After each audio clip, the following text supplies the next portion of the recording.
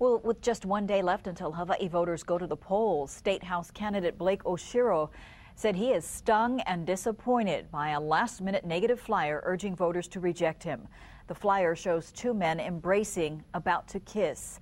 Oshiro is the author of the now vetoed civil unions bill. His opponent in the primary is against civil unions.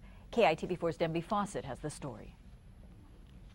State Representative Blake Oshiro has represented the Aiea-Halawa Valley area for the last 10 years. Oshiro is gay and the author of the Civil Unions Bill, House Bill 444, that was ultimately vetoed by the governor.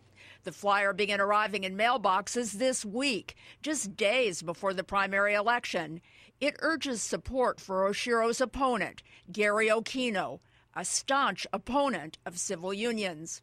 It's just really sad that people feel they need to resort to such negative imagery in order to get their point across. The flyer was paid for by the Aloha Family Alliance, a group whose treasurer, James Silva, describes as mostly Catholics from the Aina area. A word in their flyer is misspelled. I would say that first I hope they learn to spell.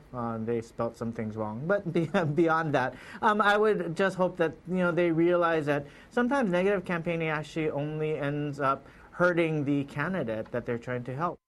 Okino, whom the flyer sponsor supports, says he's the one being targeted in this race by Hawaii's progressive Democrats.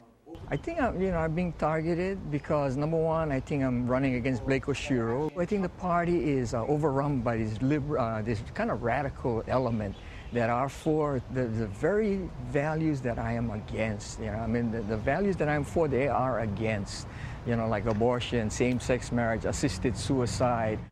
Oshiro says after the flyer, supporters are coming forward. I often received about maybe 14 or 15 calls from constituents saying that this turned their stomach, and so they were definitely going to be voting for me and telling all their friends because they found this to be extremely distasteful. Denby Fawcett, KITV4 News.